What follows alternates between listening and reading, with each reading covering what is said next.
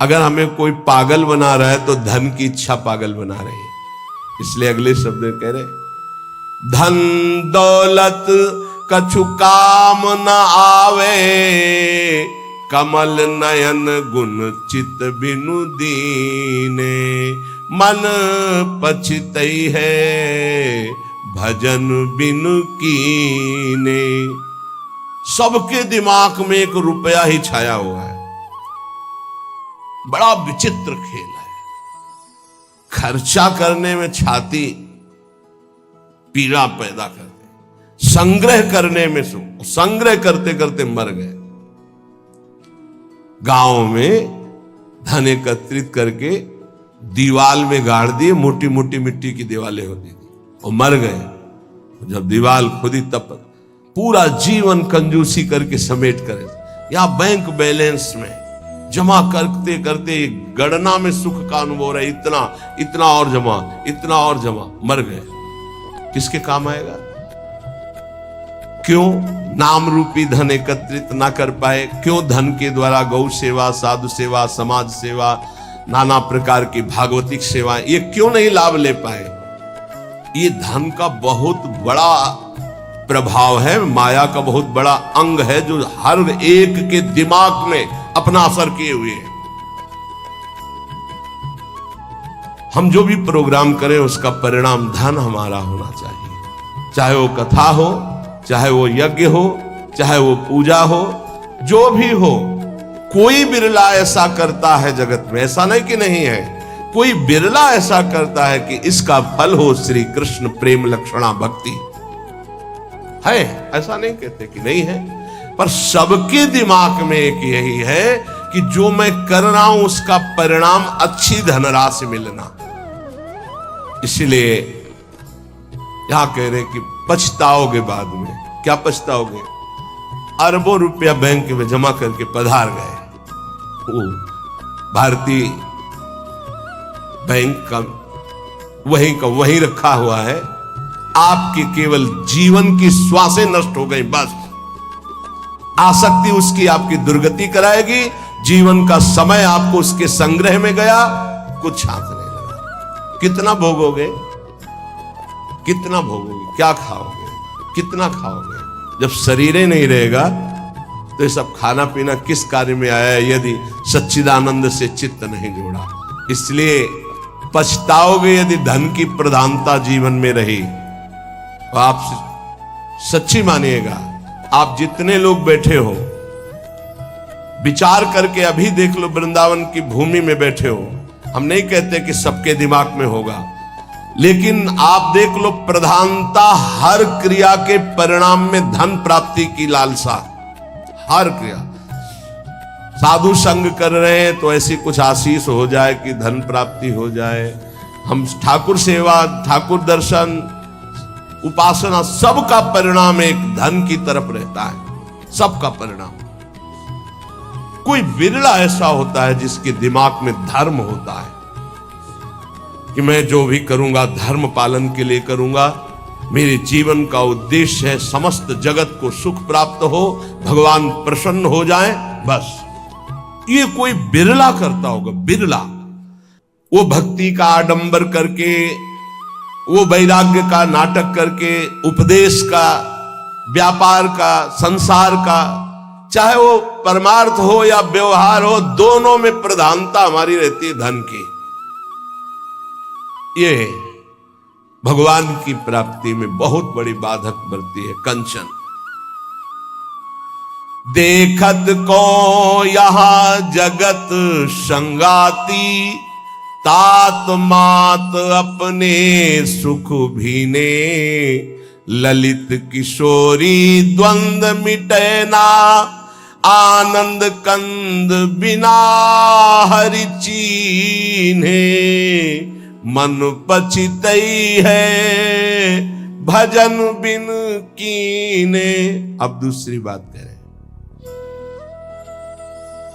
देखत ही यह जगत संगाती। सबसे ज्यादा संसार में संगाती माना जाता है विपरीत शरीर को। काम, दूसरा है काम, विपरीत शरीर का संगाती। इसके लिए प्राण देने के लिए तैयार है। और जबकि वासना की निर्वासनिक स्थिति भगवान से होगी, किसी शरीर भोग से नहीं होगी। उससे तो जैसे अग्नि में और घी डालते जाओ तो बढ़ती चली जाती है, ऐसे ही वासना की शांति भोग में नहीं, त्यागात शांतिरनंतरम। लेकिन ना जानने के कारण पूरे के पूरे जीवन नष्ट हो जाते हैं केवल भोग चिंतन से। बहुत आश्चर्य की बात है, यदि इसे भजन के बल से, भगवत कृपा बल से, गुरु कृपा बल से इसे संभाला ना गया तो मिले भले कुछ ना, पूरे जीवन इसी का संकल्प बनता रहता है, चिंतन होता रहता है। ये ठग हैं जो हमारे जीवन को नष्ट कर देते हैं। कामिनी के संग की लालसा भगवत प्राप्ति नहीं होने देती। जैसे पहला था धन की प्राप्ति की लालसा, ऐसे ही जितना भी धन कमा लो, जितना भी सब कर लो, अंदर एक लालसा बनी रहेगी भोग भोगने की। ये अगर भावना शरीर भोग की बनी रही तो ये भी भगवत प्राप्ति नहीं होने देती। कितना भोगोगे, कब तक भोगोगे? जब शरीर ही छूट जाएगा तो कौन तुम्हारा साथी होगा? बहुत विचित्र बात है, बहुत विचित्र बात है। देखत को यह जगत सगाती। इस संसार में केवल देखते देखते पूरा जीवन हो गया, कुछ नहीं देख पाए। 50 साल के हो गए, 40 साल के हो गए, भोगते भोगते जीवन व्यतीत हो, कुछ नहीं भोग पाए। क्या है? असंतुष्ट, वासना। इसी तरह से जितने संबंध हैं सब धोखे के संबंध हैं। उनमें यदि भगवत भाव करके नहीं जिए तो वो बंधन कारक है, धोखे में समय गया है। पहला दिमाग में धन रहता है, दूसरा दिमाग में भोग रहता है, और जो इनको थोड़ा दबा पाया भजन से तो तीसरा दिमाग में रहता है हमारे यहां नाम हो जाए, लोग याद रखें। किसको लोग याद रखते हैं? भगवान को याद नहीं करते, तुम्हें याद करेंगे। भगवान को नहीं याद करते, जिनके याद करने से कल्याण हो जाता है, तो तुम्हारे को कौन याद करे? बोले यार कुछ तो ऐसा हम कर जाएंगे। कितने का कर जाओगे? क्या कर जाओगे? अरे जिन्होंने अनंत ब्रह्मांड बना दिए उनका नाम नहीं ले रहा, तो तुम 1-2 महल बना दोगे, 1-2 पौशाला अस्पताल खोल दोगे, तुम्हारा नाम चलेगा? श्री कृष्ण ने अनंत ब्रह्मांड बनाए, सब थोड़ी नाम जप कर रहे हैं उनका। तुम्हारा कौन नाम जप करेगा कि भाई बहुत यश कीर्ति की आखिरी चाह। इसीलिए कह रहे हैं कि ललित किशोरी द्वंद्व मिटे ना, आनंद कंद बिना हरि चीने, मन पछितई है भजन बिन कीने। थोड़ा समय रह गया है। जितने सत्संग सुन रहे हो इतना समझ लीजिए, अब हमारे जीवन का थोड़ा समय रह गया है। अब तो जाग जाओ, इन 3 में सोना बंद कर दो। ललित किशोरी जी कह रहे हैं ये जो धन की लालसा, अरे बोले तुम तो बाबा जी हो, तुम्हारा चल जाएगा, हमारा गृहस्थी में बहुत जरूरतें हैं, धर्म पूर्वक कर्तव्य कर्म करो, उससे जो मिल रहा है संतोष धारण करते हुए अपनी स्थिति के अनुसार ब्याह बरादी जितने कार्य है सबका होता है सृष्टि में। आज दुख पाया जा रहा है अपनी स्थिति से हटकर करने पर। आज दुख पाया जा रहा है केवल प्रशंसा के लिए करने पर। अगर आपकी स्थिति गरीबी की है तो आप किसी गरीब वर्ग को ढूंढिएगा, आपकी पुत्री सुखी रहेगी। ये भ्रम छोड़ दो कि थोड़ा हमसे बड़ा धनी हो, बहुत हानि हो जाएगी। अगर आपकी स्थिति है और अपनी स्थिति के घर में बेटी का ब्याह करोगे तो बहुत सुखी रहोगे। अगर अर्थ की प्रधानता रखकर बेटे का ब्याह करोगे तो दुखी रहोगे। देख लेना, परिणाम में देख लेना। इसीलिए धन के लिए तुम इतना व्याकुल मत हो, कर्तव्य कर्म करो, जैसी परिस्थिति उसके अनुसार चलो। भोग के लिए इतना व्याकुल न रहो। जो धर्म पूर्वक पाणी ग्रहण किया है, भगवान की पूजा की भावना रखकर उसका, तो आप उससे मुक्त हो जाएंगे। नाम चिंता मत करो, नाम जप करो तो तुम्हारी विमल कीर्ति यहां नहीं भगवान के दरबार में होगी। ये मम जन है, ये मेरा जन है। जैसे अम्बरीश जी की चर्चा भगवान के दरबार, भक्तों के यहां भगवान की जैसे चर्चा होती,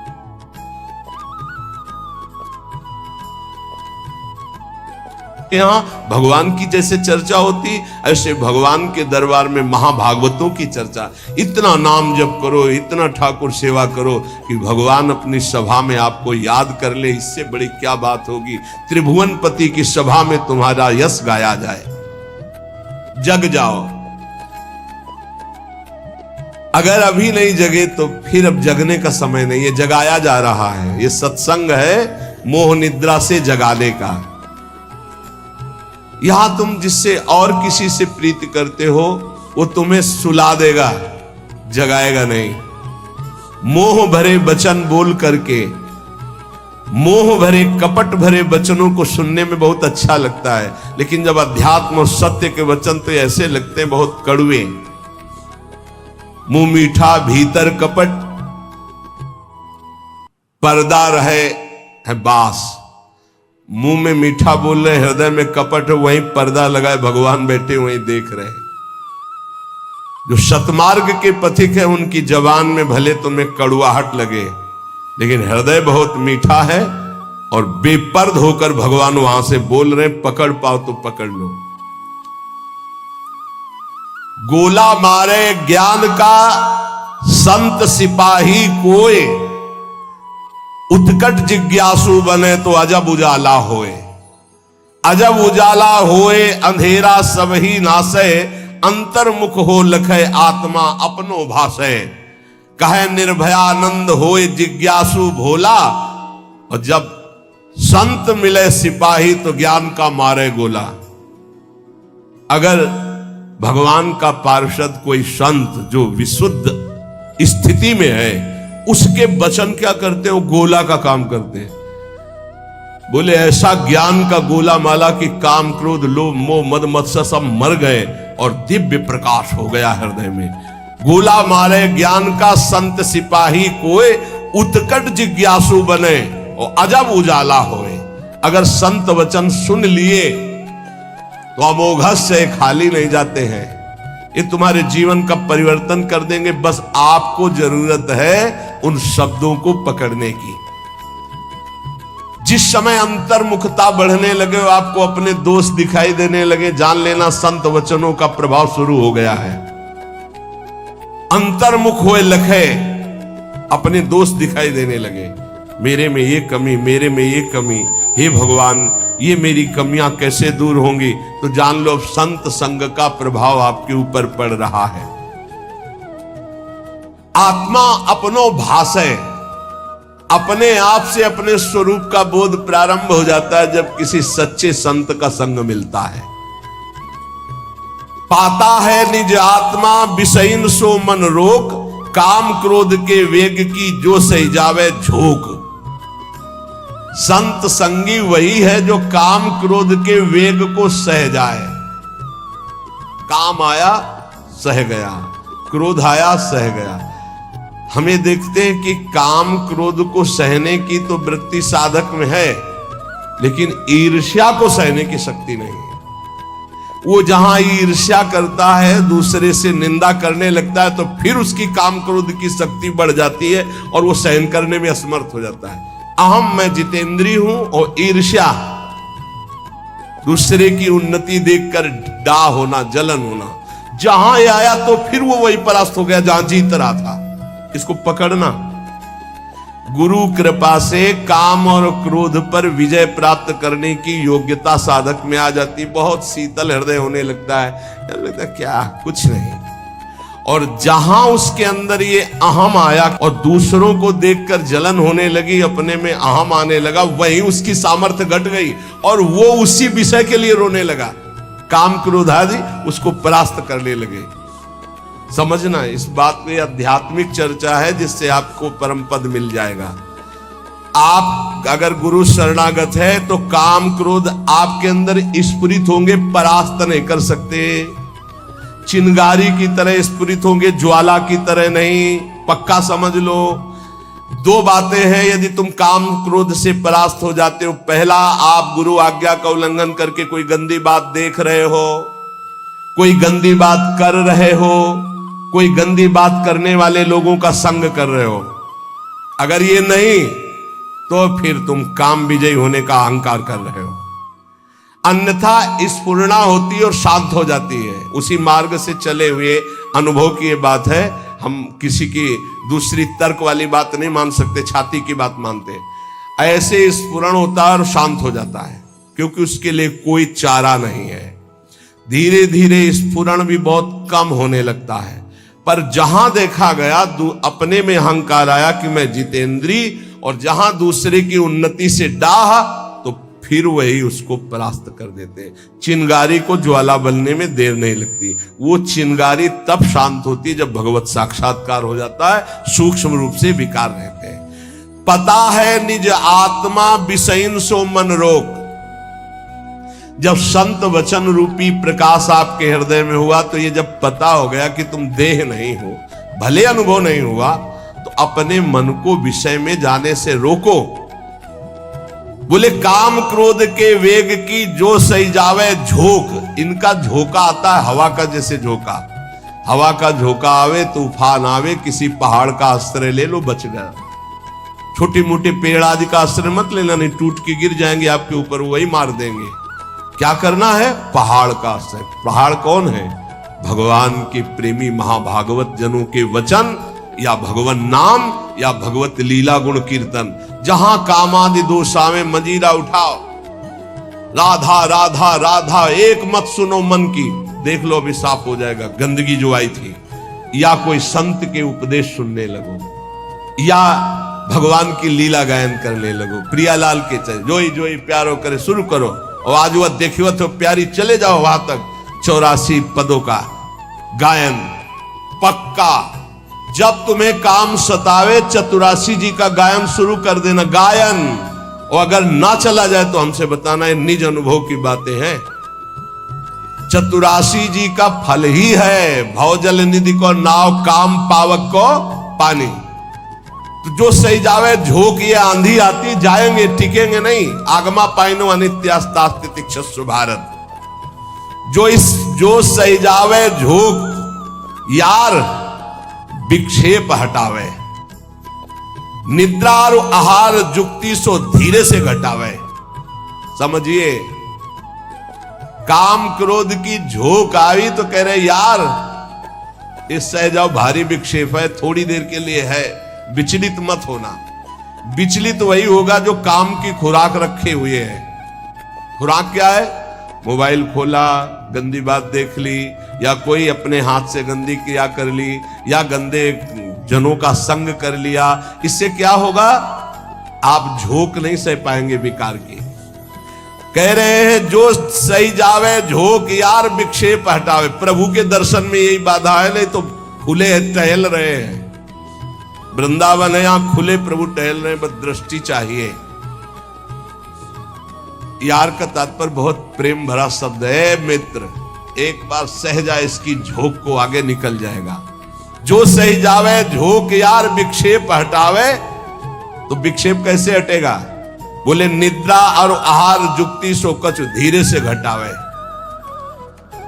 बस कल भी चर्चा हुई थी निद्रा और आहार को कम करने की, पलटू स्वामी की। इन निर्भयानंद जी बड़े सिद्ध महापुरुष ब्रह्मानंद में डूबे हुई। इन दो पर असर साधक अपना दिखा दे। ये दो सबके ऊपर असर दिखाए, पूरा जीवन व्यतीत हो जाता है। खाना और सोना, अच्छा भोजन और खूब चक सोने को मिले। कह रहे कि अगर परमार्थ का लाभ लेना है तो साधक दो पर अधिकार करे, नींद और भोजन। फिर बार बार कहते हैं अभ्यास अभ्यास। नींद और भोजन, ये दो, निद्रा और आहार। फिर तीसरे पर विजय जो मैथुन, फिर चौथा जो भय। ये चार ऐसे दोष है पूरी सृष्टि को अपने अधीन किए। निद्रा, भय, आहार, मैथुन, ये सब के सम जग उपजाए। सब इसी में फंसे हुए। ऐसा साधक इन चारों पर विजय प्राप्त करनी। निद्रा, तब जब आहार पर आप संयम करेंगे। बहुत बार आहार पे चर्चा होती, भाई आहार को संभाल लो, इसको बढ़ाते चले जाओ, एक एक कवल बढ़ता चला जाएगा, इसको घटाते चले जाओ, घटता चला। 400 ग्राम में पूरे 24 घंटे शरीर का सम्यक मेहनत करते हुए पोषण हो जाएगा 400 ग्राम में। यहां यही है कि अगर आप भगवत मार्ग में चलना चाहते हो तो आहार पर संयम करो, तो नींद पर संयम हो जाएगा। आहार पर